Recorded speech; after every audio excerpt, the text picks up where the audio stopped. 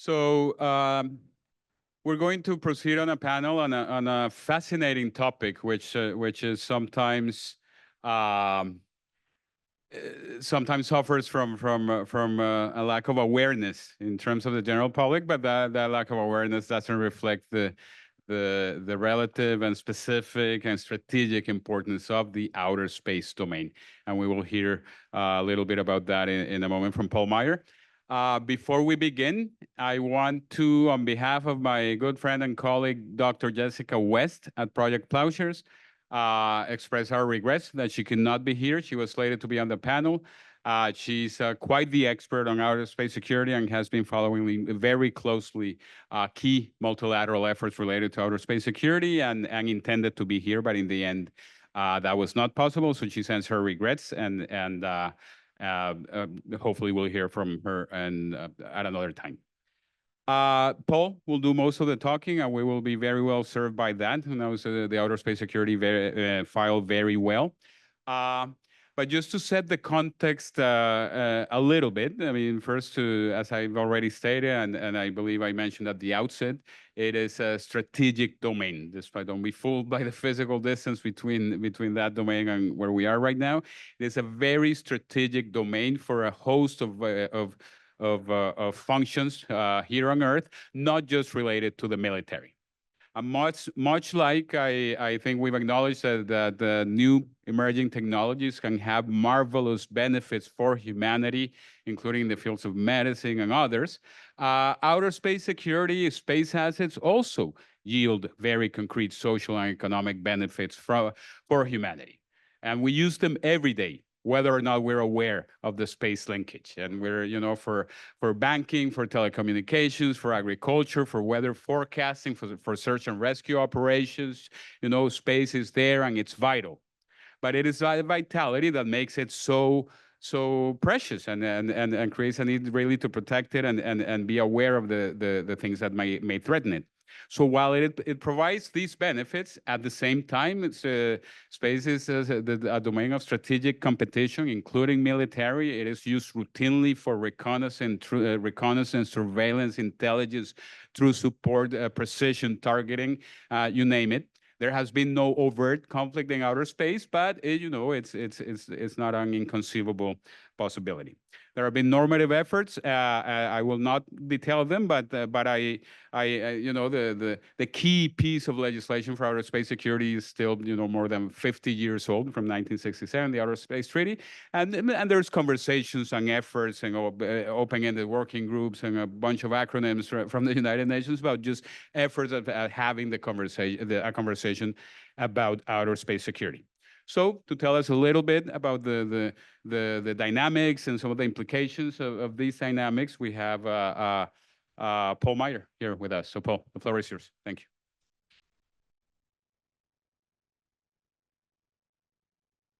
you. Thank you, Cesar, for that introduction. Is that better there, coming through? Okay. Yeah, in fact, I've entitled my talk, The UN and Space Security, A Tale of Two OEWGs. And for those who aren't familiar with that acronym, it stands for Open-Ended Working Group, which is a mechanism of the UN General Assembly. So in considering how the United Nations has approached this subject of outer space security, I'm reminded of the opening passages of Charles Dickens' A Tale of Two Cities. I think some of you will recall that, if you weren't asleep in grade 11 English Lit when it was being taught. And it was that passage, it was the best of times and it was the worst of times. And when you look at the outer space realm, I think we are, in fact, experiencing elements that are very positive developments, and the last elements that are very detrimental and negative.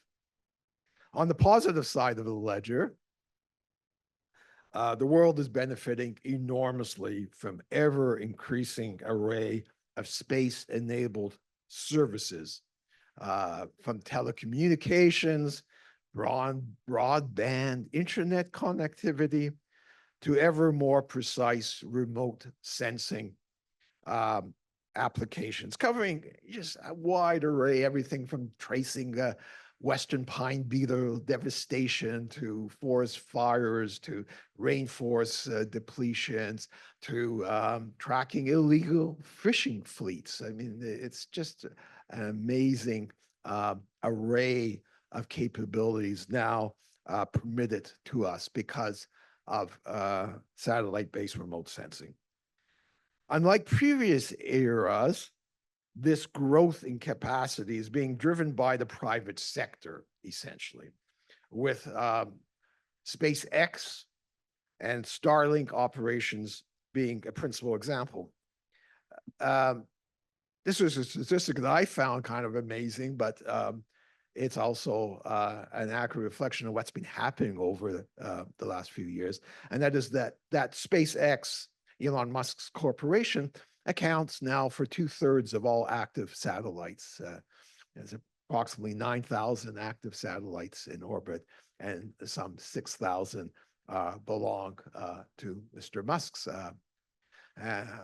So it is a very exponential growth, really, in utilization of orbital slots, particularly in what is referred to as LEO, low Earth orbit, that orbit closest to the Earth.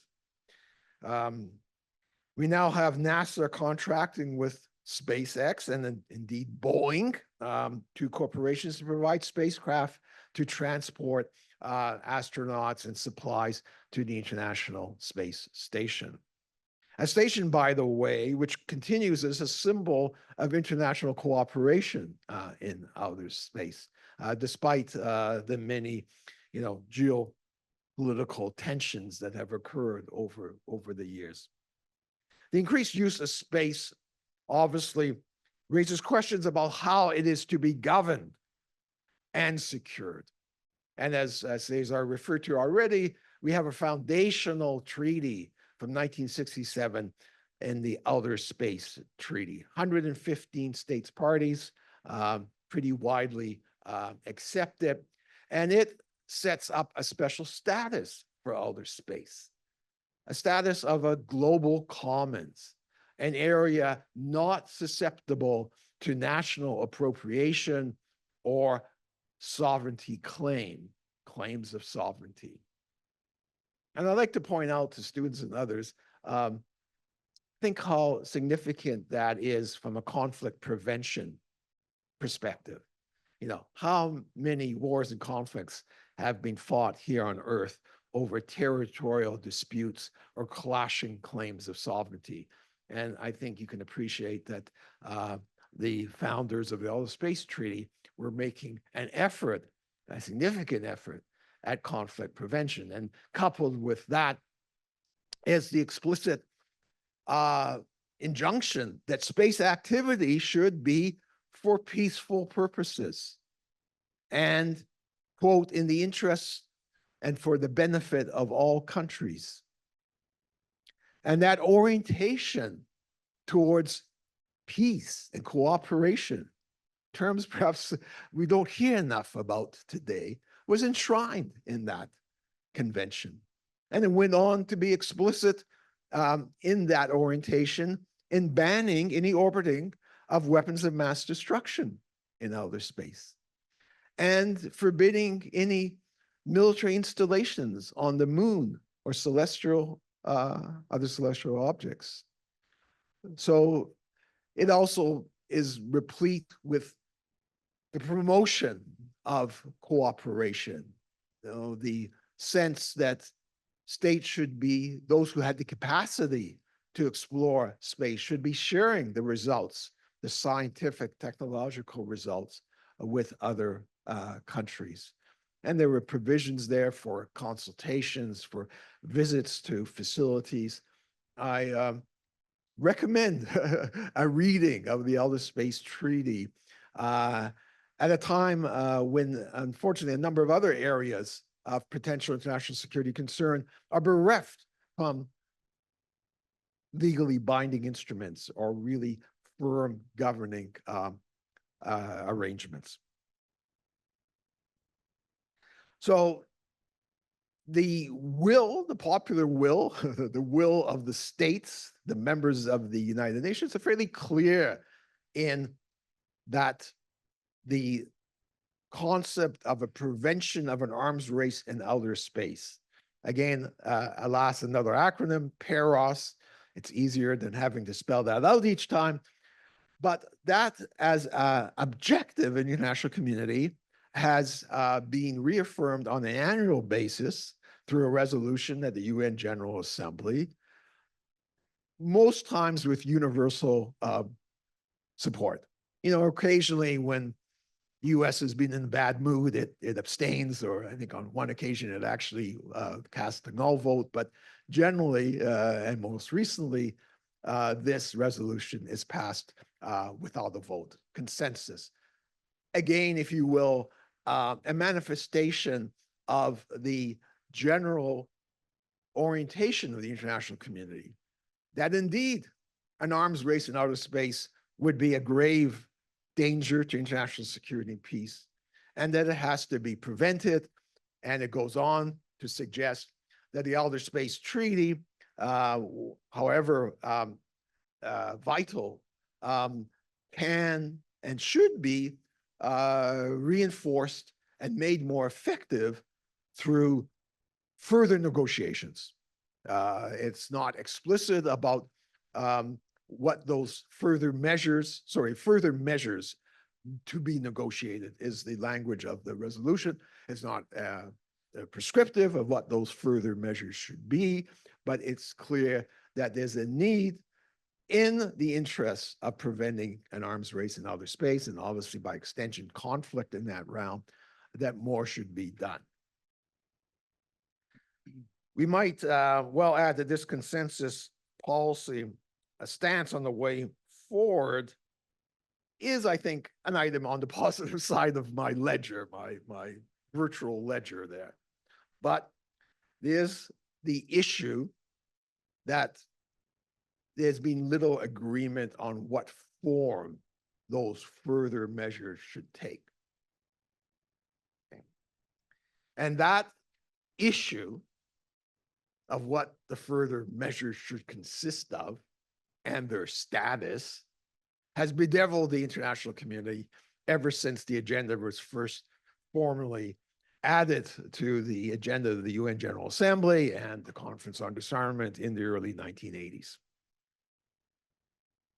The division of opinion has been largely on an East-West basis. Russia and China leading one camp, the United States and partners leading another. Briefly, the Sino-Russian position favors a legally binding treaty that would prohibit the placement of weapons in outer space and the threat or use of force against space objects. A draft of this treaty has been on the table at the Conference on Disarmament in Geneva since 2008. There was a revised version in 2014.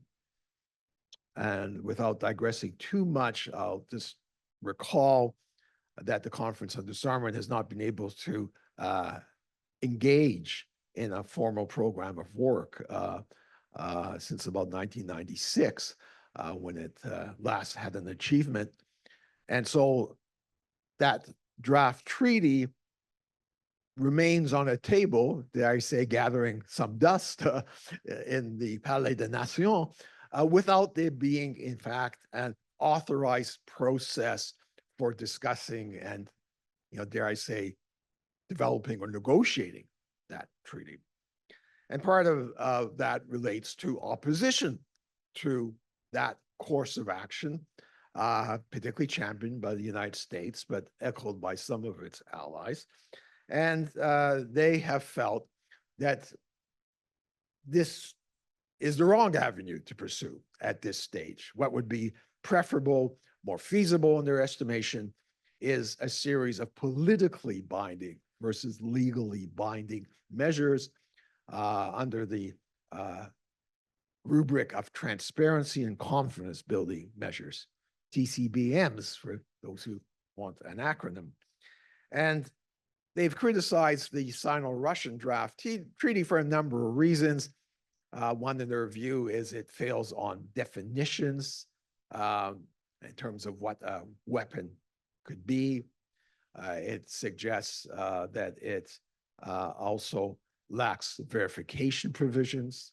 And it is fair to say that verification is often seen as a necessary complement to any international security agreement.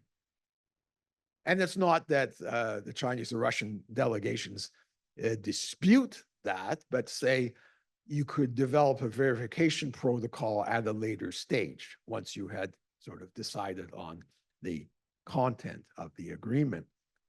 And finally, the US feels that the draft treaty ignores the threat posed by terrestrial anti-satellite weapons, so-called ASAT weapons.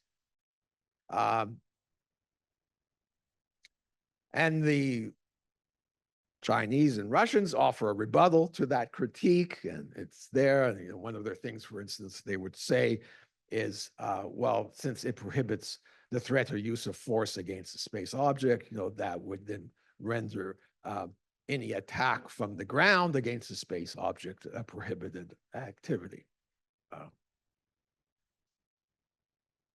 But their determination to keep that draft treaty within the confines of the Conference on Disarmament has also,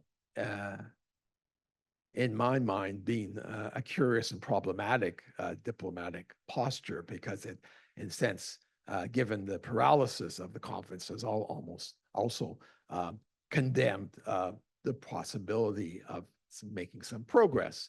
I think, you know, those of us who have worked at all on this issue, you know, could see a lot of scope for precise discussions on these various elements. Yeah, there are issues and problems, but hey, it's not beyond the kin of diplomats and well-intentioned actors to overcome those and come to something else, another term, compromise, which seems to be fading from the international lexicon, but I digress. The mention of ASATs starts to bring up the negative developments of the last few years. And that, part of that is seeing the resumption of anti-satellite weapon testing. Yes, you know, you go back to the 1970s or the 1980s, the two superpowers were engaging in a bit of this. But I think there was enough kind of enlightened self-interest at that point that they recognized, you know, maybe they shouldn't pursue this avenue of weaponry, given their respective reliance a lot on satellite constellations. So it pretty much ended in the mid-1980s. In the US context, there was actually a congressional sort of prohibition against continuing those. And we had for, you know, almost a quarter of a century, basically no anti-satellite weapon testing going on. Then we had a kind of somewhat rude awakening or reminder of that this had not disappeared from the militaries of the world. And China conducted a destructive anti-satellite weapon test against a defunct satellite of its own in 2007. Next year, maybe simply as a reminder that this was not an act unique to the Chinese capabilities, the United States brought down a re-engineering satellite of its own using a ballistic missile defense interceptor on its Aegis class warship, showing, by the way, too, that there's an inherent anti-satellite weapon capability in ballistic missile defense interceptors, which is another little nuance in the strategic landscape. Keen, you know, not to fall behind, we had India conducting an anti-satellite weapon test in 2019. And finally, the Russian Federation in November of 2021 had another. Each one of those tests to a lesser or greater degree created space debris.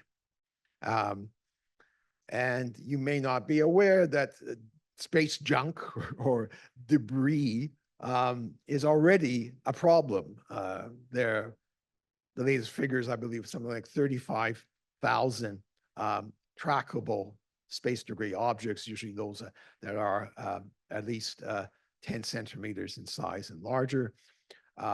They already have required adjustments, maneuvers by satellites, and indeed the ISS on occasion to avoid collisions. You know, these things are revolving around the planet at incredible speed.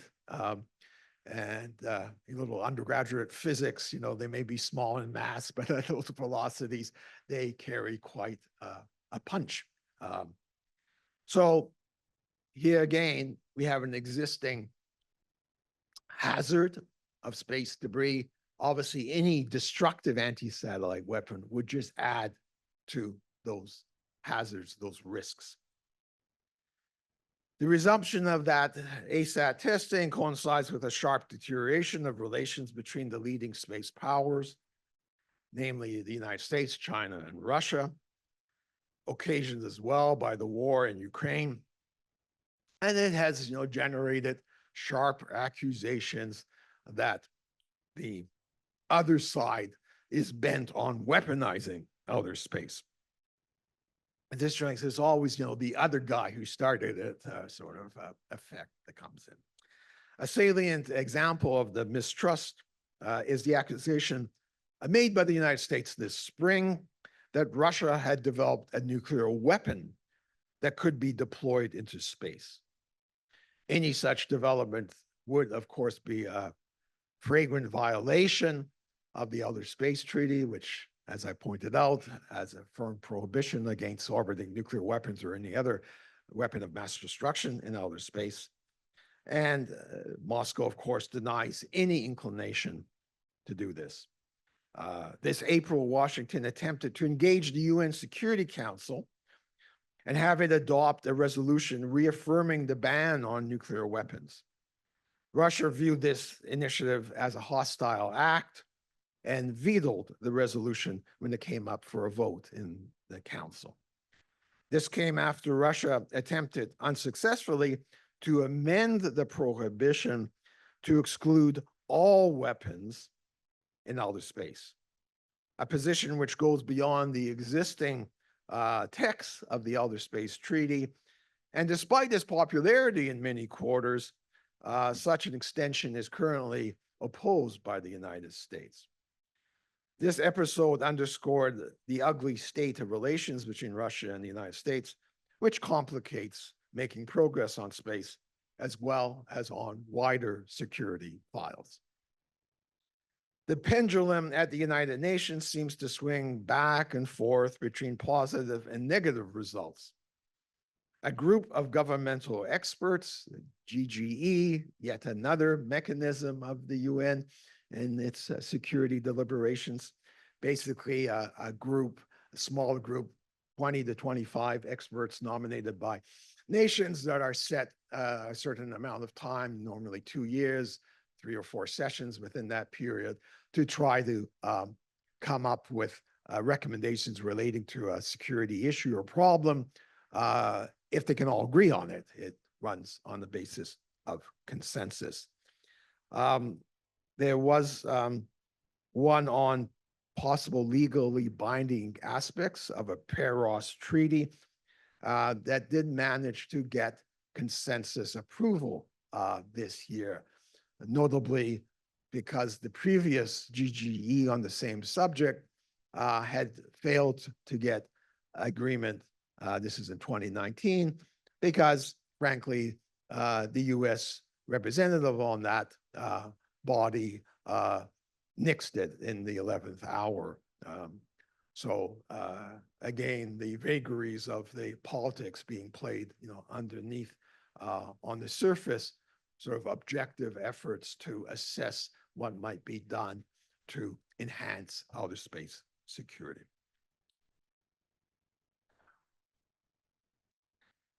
Now, we have this new diplomatic, the procedural vehicle of the open-ended working group. You know, and as the name suggests, unlike the limited representation of the group of governmental experts, and which also meet behind closed doors, the open-ended working group is open to any UN member state that wants to participate, and its proceedings are held in public normally. So you had, and I'll grant all of you will be pleased to hear this, commend the UK for an initiative in this regard. I think a good example of exercising some out-of-the-box thinking, you know, getting out of the rut that you made for yourself over decades. And they came up with the idea of open-ended working group based on rules, norms, and principles of responsible state behavior in outer space. And this tact, you'll appreciate, has a novel element. Instead of, you know, the hitherto, maybe the more traditional focus of arms control on, you know, what are going to be the restrictions and numbers of weaponry, you know, like anti-satellite weapons, the UK concept pointed to, well, can we not talk about conduct? And can we not, in a sense, encourage responsible behavior and sort of by implication, discourage irresponsible behavior? And we had, I think, in this working group, which ran between 2022 and 2023, quite a vibrant and positive atmosphere. You know, someone was talking earlier about one of the advantages of attending in person a UN meeting is you feel the atmosphere in the room. And I know this is at times, of course, frustrating for those who aren't there. You know, what do you mean by the atmosphere? With a barometric reading, you know, it was a low pressure zone. But, you know, I think we all realize you can pick up on attitudes in a sense in a given part. And this open-ended working group elicited a lot of positive participation, a number of promising ideas and proposals, practical measures, etc. Frankly, any one of which, if you could get states to agree on, would be a significant step forward in terms of improving our space security situation. But alas, it fell foul to what I can only describe as acts of diplomatic sabotage undertaken by the Russian Federation, which its delegation not just being content with denying any substantive report emerging from this working group, but also went so far as to nix even the acceptance of the normal and very anodyne procedural report, which goes back to the General Assembly and basically says, in fulfillment of your mandate, you know, these delegations met at this place in these dates.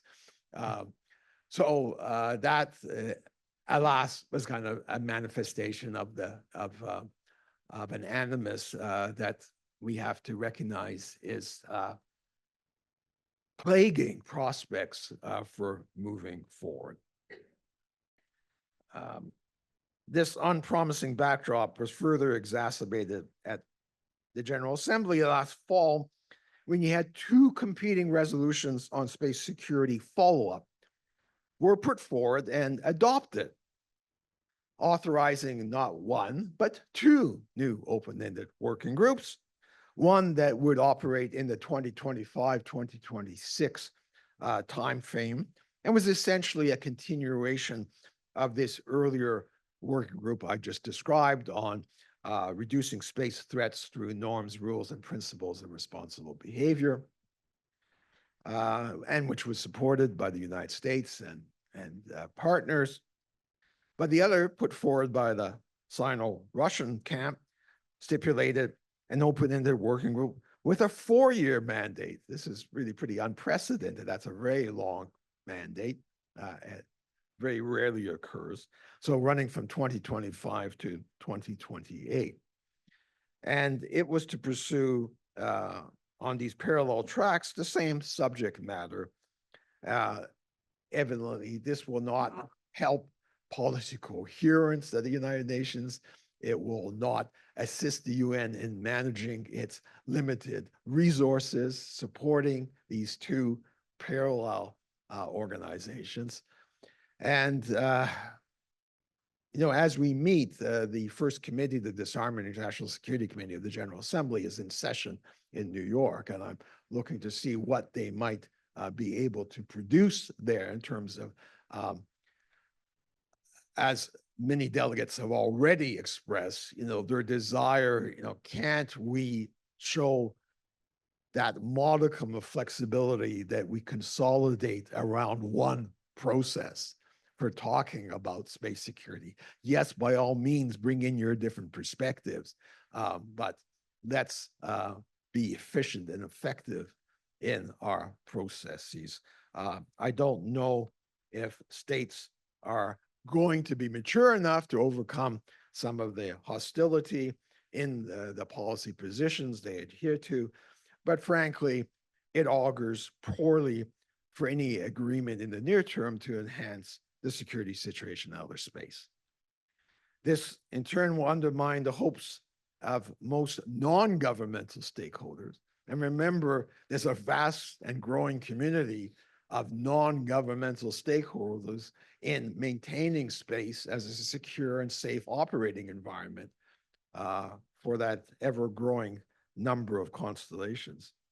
Will international cooperation be able to prevent the introduction of man-made threats to outer space, to add to the existing and not insignificant natural hazards to space operations?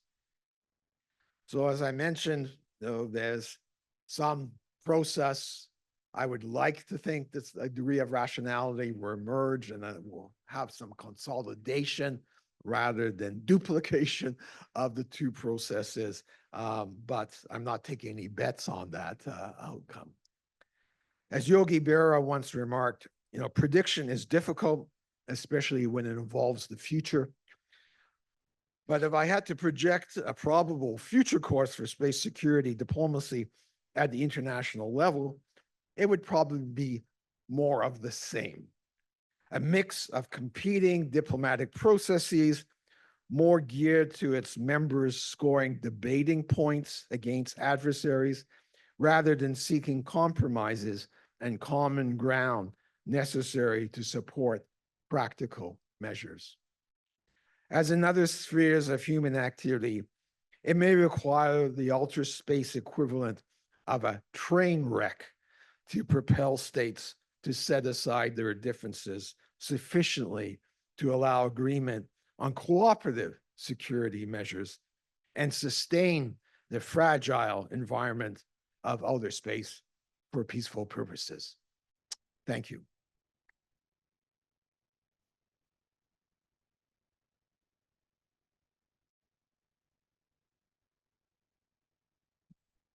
Thank you. I see already there's going to be questions. Thank you very much, Paul, for that thorough overview of these dynamics. I'll abuse my position here and ask the first question, if I may. If you can just give a bit of a snapshot of Canada's, highlights in its engagement on this file. Canada is a member of COPUOS, of the Committee on the Peaceful Uses on Outer Space. Had an active player with an interest in preserving the outer space domain. Can you comment on that? Yes, well, I guess I should note one manifestation of Canadian involvement at Global Affairs Canada, and Kirsten Mosley's present here will know, is that the name of the previous Arms Control and Disarmament Division is now the Arms Control, Disarmament and Space Division. So at least in the in the world of org charts and nomenclature, there's been a little increase in the profile of space affairs. And your colleague, Ashley Milligan, I think, is the deputy director, and she had participated in that GGE that I just referred to, the sort of successful one. I think the Canadian position is supportive of moving ahead with measures. I think it aligns more on, at this stage, the transparency and confidence building measures are probably the most feasible. But importantly, it also acknowledges that legally binding instruments may have a role to play at some time. And I think it's fair to point out that often in multilateral diplomacy, you establish norms and confidence building measures. And then as confidence actually does increase, it becomes more feasible and states become more open to codifying those measures in legally binding form. So on a sort of positive note, I hope that process will come forward. I do think, as in a number of areas, I hope Canada could play an even more active role in trying to transcend, some of these cleavages that emerge that are, in the end, antithetical to the interest, not just of our national interest, clearly global, interest. The benefits we're deriving from outer space services are increasing every day, and it would be, so damaging to all kind of collective endeavors. To think of the Sustainable Development Goals, this is one. If we were denied, the utility of those services. Thank you, Paul. So we have two questions in the back left there, and then Erica Simpson here. So I suggest we make few brief questions, and maybe we can take 2 or 3 at a time, and then Paul can address them. Please go ahead. Thank you, Cesar, and thank you, Paul. It's always a pleasure to listen to Paul. Very informative, and in your recent article in Open Canada, at the end you conclude with the statement that we need to retool UN or UN facilities or programs so we can address these type of issues. But the question that I have is that according to CIPRI, there is a new report regarding the commercial activities that is expanding very rapidly. And they mentioned 2 or 3 things: missile technology control regime, and the fact that their commercial sector is willing to provide small and micro launcher projects. Was wondering if you have any comments on that. Thank you. Thank you. Why don't we go ahead and take another one from that section, please? Thank you very much. My name is Habib Masood. I'm a retired Foreign Service officer. 10 years ago, I had actually a Milligan's position, and I was managing space issues, including managing the file on the Chinese-Russian proposal for a treaty and on the EU's proposal for an international code of conduct on outer space activities. Paul, you've described very well why the Chinese-Russian proposal for a legally binding treaty has gone nowhere in the CD. At the same time as that was happening, the EU was leading a process to try and negotiate an international code of conduct on the peaceful uses of outer space. It was outside the UN. It was more informal. There was some progress made. There was a text that's out there. Ultimately, the process failed. Question number 1 is, why did that process fail? But more importantly, despite that failure, do you think that there's a model for perhaps finding a roadmap to some kind of way of managing this outside of the UN, where we can try and avoid that kind of bureaucratic nonsense and have a more of an informal negotiations that, at least the negotiations have started? Is that a possible model? Thank you both. Excellent questions. Why don't we let Paul address these? So the first on commercial expansion implications, and the other on the fate of the code of conduct. Yes. Okay. In commercial activity, it's dynamic and immense and extensive. And I would think, the general challenge is for regulators to keep up with what industry is coming out with. And I think they will be hard pressed at times. The saliency of private sector involvement in conflict is an area, I think, of some sensitivity. And I fear that, it could be an exacerbating problem for us. I don't know if you're aware of a number of, private companies. We mentioned Elon Musk, Starlinks, but it's not only them, particularly companies providing space imagery, including the Canadian company MDA. And they are providing imagery to assist the Ukrainian military in its defense against the Russian invasion.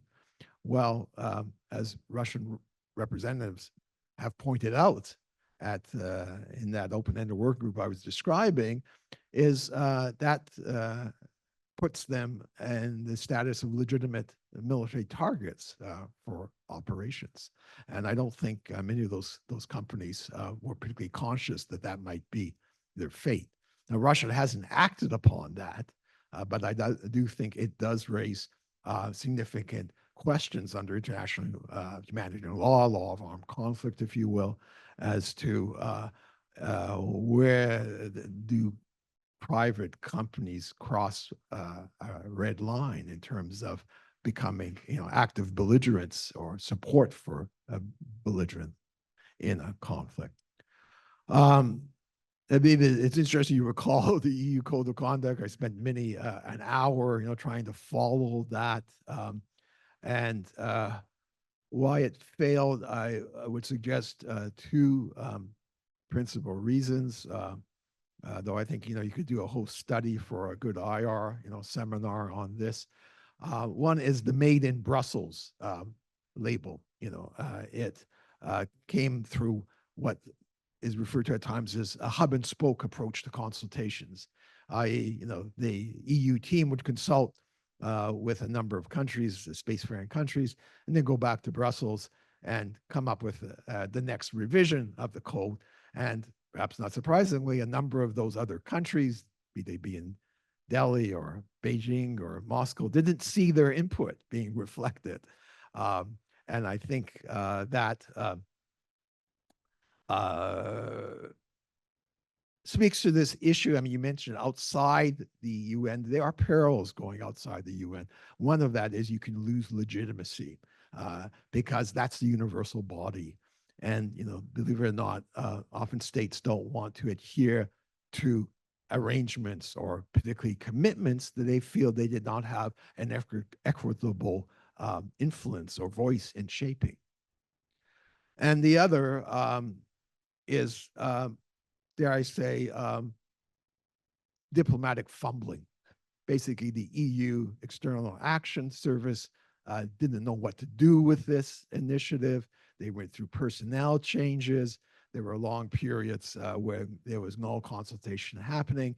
And then someone had the bright idea, well, we'll call a special meeting at UN headquarters as if, it was a non-UN meeting, but maybe at the headquarters, people will think it's an official meeting, and we'll kind of steamroll this through.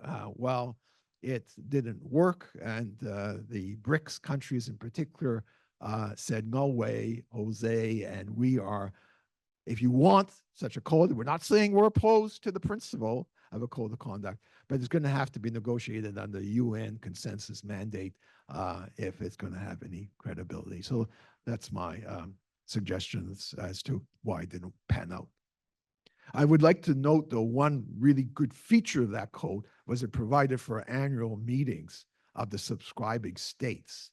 And that's something that we really have lacked, because though the Outer Space Treaty is a marvelous foundational treaty, it, unlike more recent multilateral treaties, made no provision for meetings of states parties. So literally, there's never been a meeting of the states parties of the Outer Space Treaty. And I've been a kind of lone cavalier suggesting that it would be good if a state party to the treaty actually convened a meeting of fellow states parties to talk about the health of the treaty and its current context.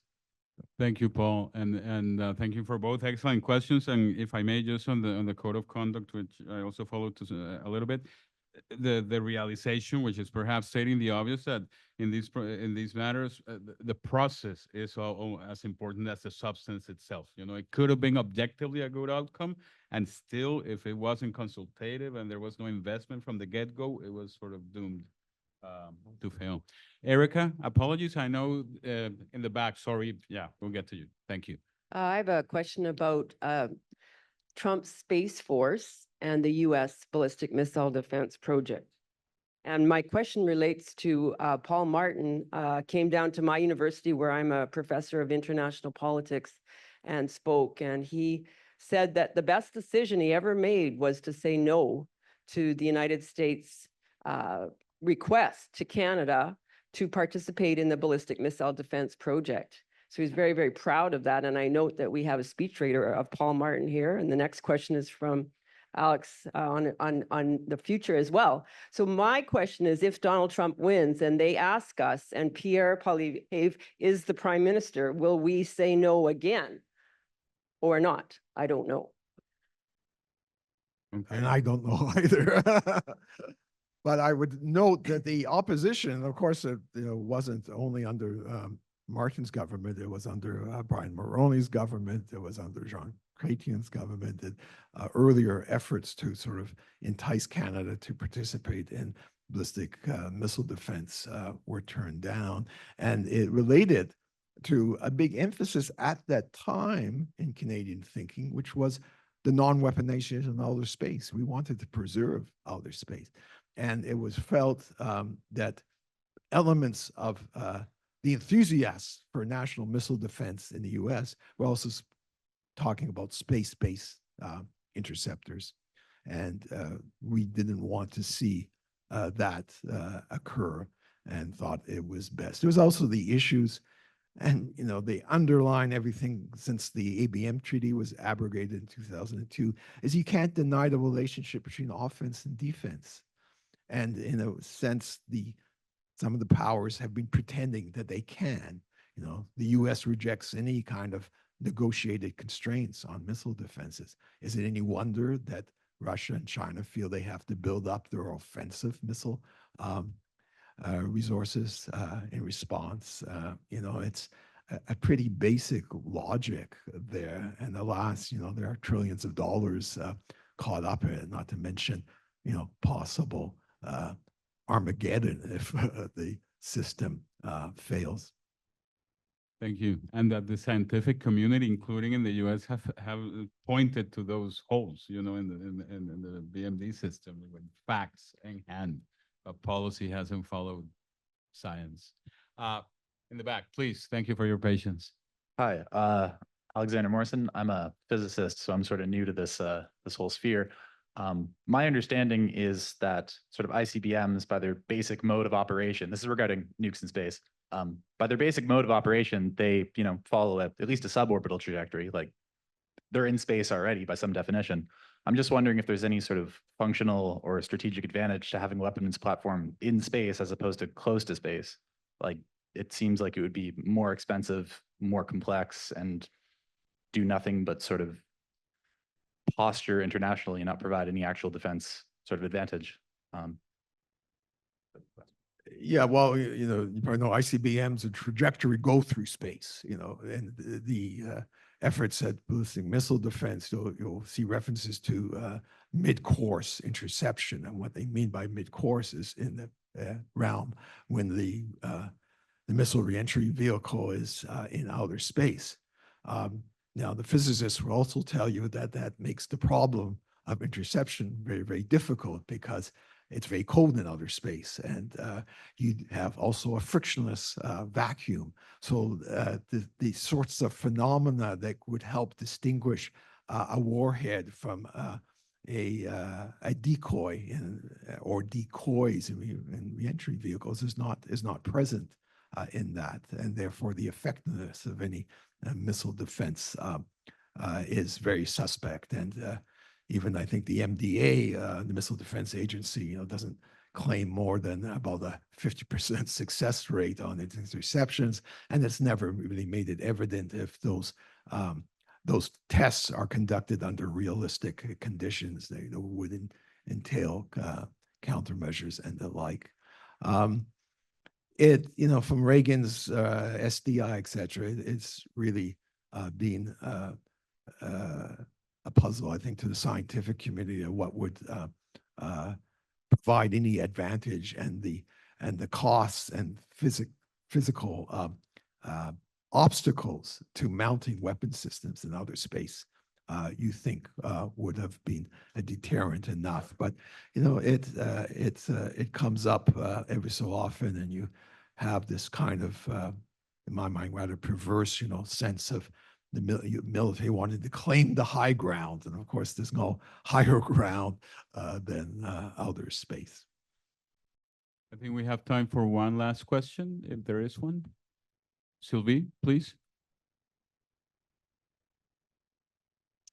I'm just curious about a possibility here. I've never war game anything in the space ever in my life before, and I'm certainly not a futurologue.